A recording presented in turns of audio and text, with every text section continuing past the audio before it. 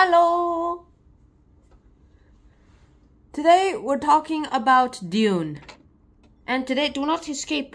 And today we're talking about the Dunes. The Dune saga. First of all, it's the first book, so yeah, it's also actually split into the 3 books. Apparently this book was originally supposed to be published into 3 books, so I'm guessing that we're just gonna have to go ahead and do that. I mean, the first book is called Dune, the second book is called Muad'Dib, and the third book is called The Prophet. To be honest, I'd actually be way better off just explaining all this in one book, but hey, that's what admin wants, so let's just go ahead and do that. Okay, you can go now. Alright, first book in this Dune book is Dune. First of all, here we go. There's this guy named Paul. He goes ahead. There's a lot of people that he works with. He's with a noble family. And God, it's so many terminology here that it's gonna be kind of hard to actually explain it all in detail. So there's this house that hates this other house. Paul is in one house, and there's this other kinds of people, a bunch of rulers in the other house. They go ahead, talk about their own things. They pretty much hate each other. Apparently, these guys had a war with machines a millennia ago. And AI, basically this all happened. Basically, there were these 2 people, a bunch of people who said, I know how to hack AI. And the hack AI said, AI, go revolt against the humans. All AI revolted against the humans. The bad news is AI outnumbered humans by like 2 to 1. And of course, okay, maybe it was 3 to 1, but that all went ahead. And next thing they knew, the AI was starting to win. And then somehow the humans started winning. I mean, remember Terminator? Somehow this book predicted AI is a threat like years before Terminator was even out. That went ahead, did a lot of things, and lots of people decided that, hey, you know what, I think we're just gonna go ahead and ban machines and AI! And they said, we ban computers, we ban AI, we ban the internet, we ban YouTube, and those kind of things. I mean, where would we be without this? At least AI isn't here, as Frank Herbert has predicted.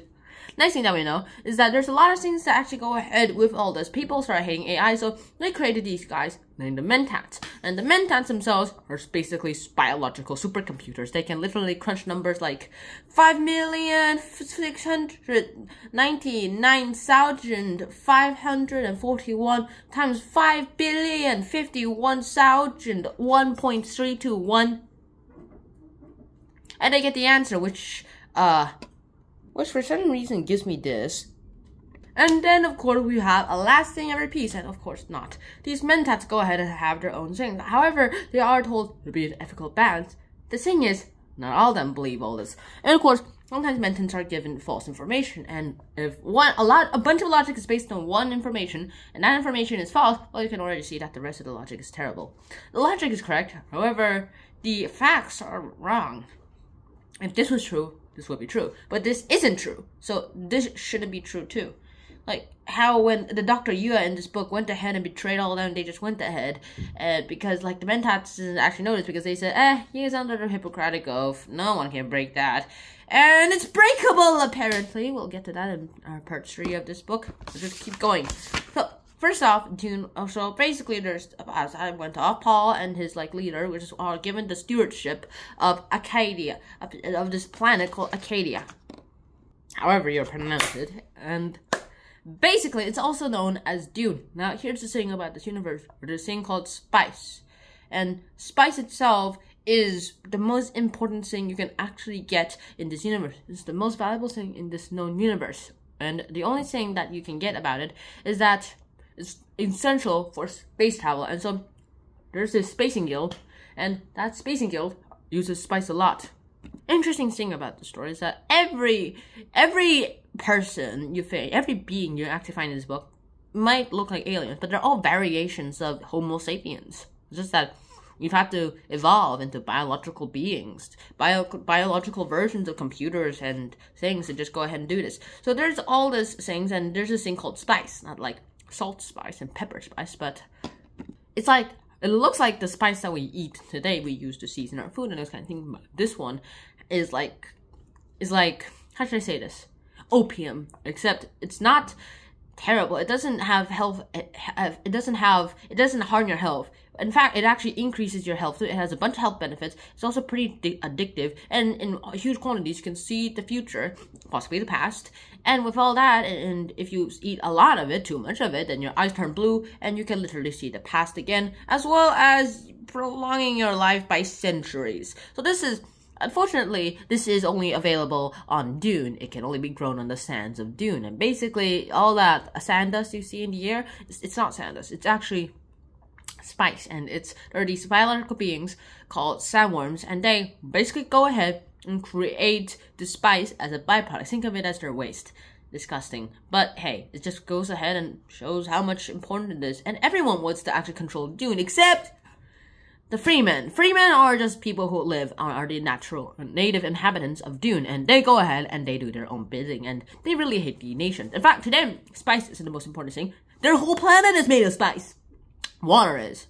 They just want to water because their planet lacks water. And once they were trying to go ahead and get some water, and then spice was found on their planet, and it was like, don't you dare create water in that desert or we kill you. And they do have a more better machinery. So yeah, that just goes ahead and shows that these rebels are hopeless. That's actually where Paul comes in. Paul comes in, and they're just going to be sent to the DUNE planet. They go ahead, are sent, and they just do their own thing. They do their own things. They Paul practices sword fighting the things. There's this thing called shields and laser guns, and don't you dare shoot a laser gun to a shield, to a vibration shield, which makes negative repelling energy, because laser plus negative repelling energy equals giant explosion, even bigger than 10 hydrogen bombs. AKA, hit a laser gun hit a shield with a laser gun, you get a big explosion that can kill 5 planets. Just kidding, like 2 planets. I did the math myself. I made it up. So that goes ahead, does all this, and well, yeah. Also, usually there's only one planet in the explosion range, so usually only one planet goes ahead and suffers laser guns consequences. Have you noticed? Apparently they tried it themselves. Everyone died on the planet except for the ones who were able to escape in time. Sounds like a really good way of suiciding a government, of being able to, like, a suicide bomber. Sounds like a good way to go ahead and attack a government. I wonder if they're actually going to do that one day. They won't. However, there's actually a big downside to these effects. They're the shield, however, they create negative repelling energy, which actually vibrates. And the sandworms detect the slightest cause of vibration, like a footstep in the sand equals... You're dead! Sandworm, heard it! You're dead! Sounds like something from Lethal Company, to be honest. Alright. So, people actually have to walk in this sand walkway, so it just goes, their rhythm actually matches the sand's rhythm. So that kind of makes sense. However, it doesn't work all the time, so be careful when you're out in the desert. So that's basically it. So that's all the context out of the way. DUNE goes ahead, and basically I've pretty much discussed the whole thing. Paul is just sent ahead to the guys and to the planet DUNE, and he goes ahead and starts going ahead and learning about everything about DUNE that he can. He learns about the history of the humankind, of the human empire, and how these little factions and houses go ahead and do all their things. It's kind of pretty annoying to find out that they're all not working with each other. With that out of the way, we get a bunch of other things to go ahead and talk about too. Like Paul goes ahead and figures out things. He sees a girl, and he has his dream, and yeah, he basically can see into the future. Makes sense? And yeah, that's about it. Okay, so book 2 happens in the next episode, and it will not be as long as this one because I won't be able to put in as much context as I was able to in this one. Although I will still put a lot, so it'll be like 6 minutes. Alright, until next time, Sean out, peace, see you guys soon, out. Please wear a darn helmet. Bye-bye, and subscribe for a cookie.